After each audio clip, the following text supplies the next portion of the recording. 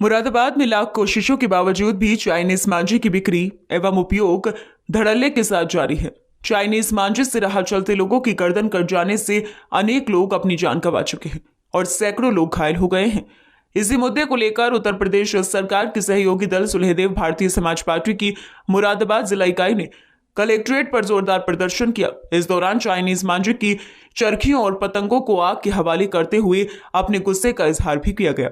प्रदर्शन के दौरान कहा गया कि महानगर मुरादाबाद में दिन प्रतिदिन चाइनीज मांझे से राह चलते व्यक्तियों के गले कटने से मृत्यु हो रही है। चाइनीज मांझे का इस्तेमाल नागरिकों की जान के लिए जानलेवा साबित हो रहा है।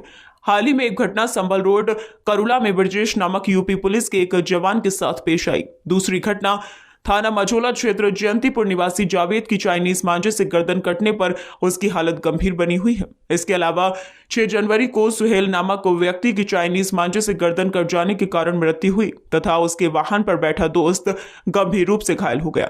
7 जनवरी को आसिफ नामक होमगार्ड वाहिद सैफी व उसकी 2 वर्ष की मासूम बेटी इकरा की गर्दन कटने से 15 टाके आए हैं। इसके अलावा 2 फरवरी को मोहनपुरा निवासी 2 सगे भाई चाइनीज मांझे की चपेट में आकर गंभीर रूप से घायल हो गए हैं। इसके अलावा अनेक स्थानों पर चाइनीज मांझे से लोग घायल हो रहे हैं। ज्ञापन में यह भी कहा गया है कि कुछ पतंगबाज चाइनीज मांझे का उपयोग कर पतंगबाजी में जुआ खेल रहे हैं और यह पतंगबाजी का जुआ उच्च स्तर पर खेला जा रहा है, विशेषकर बड़े मैदानों में खेला जाता है। मांग उठाई गई है कि 1 सप्ताह के अंदर चाइनीज मांझा बेचने वालों और इसका उपयोग करने वालों के विरुद्ध कठोर कार्यवाही की जाए, अन्यथा सुलहदेव भारतीय समाज पार्टी विशाल धरना प्रदर्शन को विवश होगी। इस दौरान गौरव कुमार, प्रदीप कुमार, चमन सिंह, मोहम्मद दानिश खान, महेंद्र सहदेव, डॉक्टर हनीफ, मोहम्मद फहद हुसैन, दानिश कुरैशी, मोहम्मद जीशान, एडवोकेट प्रशांत सिंह, पूनम गुप्ता एवं केशव शर्मा सहित भारी संख्या में पदाधिकारी मौजूद रहे।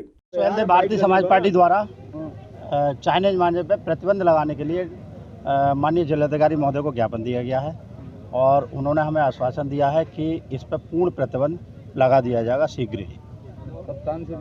कप्तान साहब को भी हमने ज्ञापन दिया है। कप्तान साहब ने भी आदेश किए हैं अभी एसपी सिटी के लिए कि मांझे के खिलाफ सख्त अभियान चलाया जाए।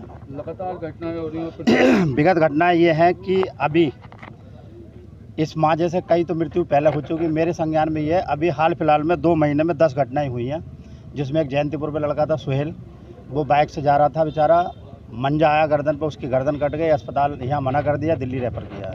हमने ज्ञापन तैयारी किया था, उसके बाद हमें सुबह घटना मिली कि लोगों से पुल पे एक महिलाएँ बेचारी बैंक की कर्मचारियाँ निकल के जा रही, उनके गर्दन पर मंजा लगा, अभी उनका ऑपरेशन चल रहा है। इससे पहले भी 2 भाई सगे जा रहे थे, उनका एक का मुँह कट गया, एक का हाथ कट गया।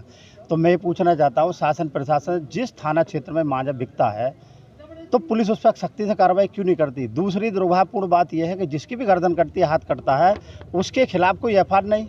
एफआईआर हो तो गुमशुदगी में हो जाए, ताकि कल को पता चला, अज्ञात में हो जाए कि अज्ञात में एफआईआर कर ली कि साहब कभी पकड़ा गया तो उसके खिलाफ केस लगा दिया।